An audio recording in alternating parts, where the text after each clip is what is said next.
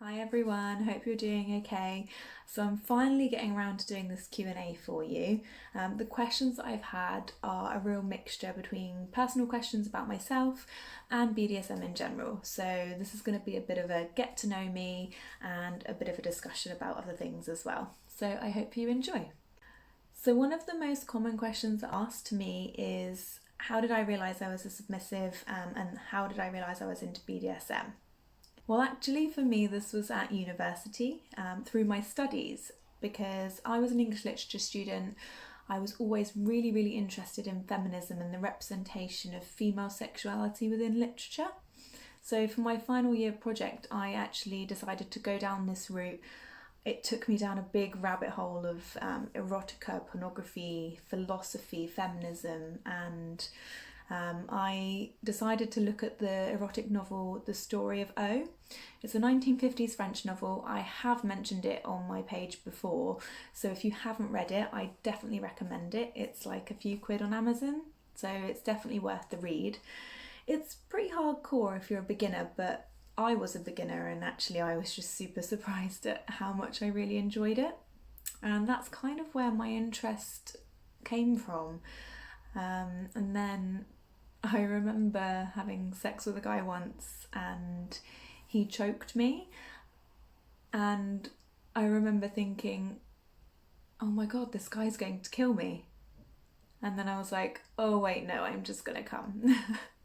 Okay, so the next question I've had is, my partner really wants to be choked, how can I do this safely?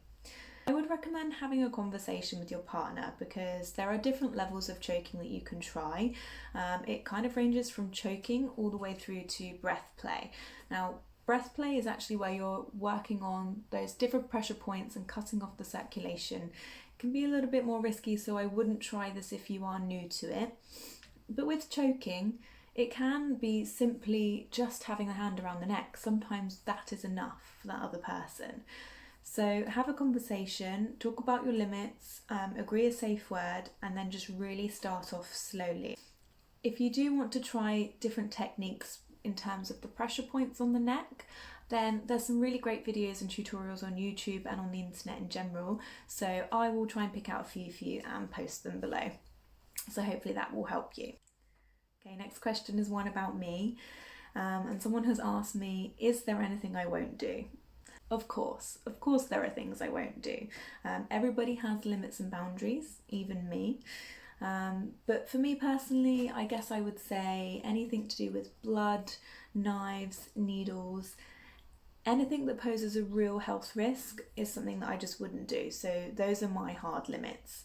And I just want to reiterate that if you're a new submissive or even have been a submissive for a long time, having limits is perfectly normal and it's the safe and right way to go about BDSM. If anyone ever tells you that you shouldn't have limits and you shouldn't need limits if you're a submissive, then please don't give them the time of day. Okay, having limits as a submissive is absolutely the right thing to do, and you're going to get the most out of your BDSM experiences that way. Next question, what's my favourite type of kink play? For me, I'm a total masochist, so impact play has got to be one of my favourite things to do. Spanking, punishments and things like that. I love trying out different tools and toys.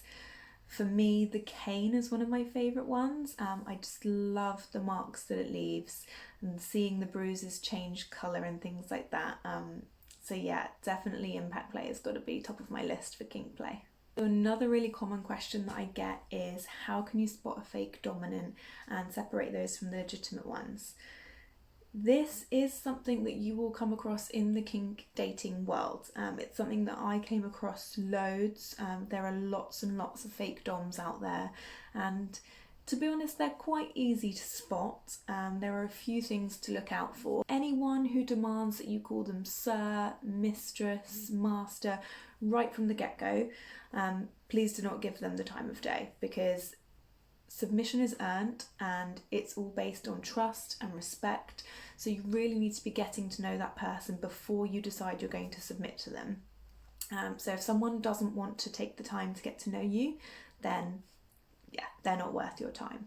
Things like demanding that you send photos, do tasks, abide to rules straight away. Again, it's all just rushing into things and not listening to your limits and things like that. Those are the key signs of fake dominance or people who really don't understand the premise of BDSM.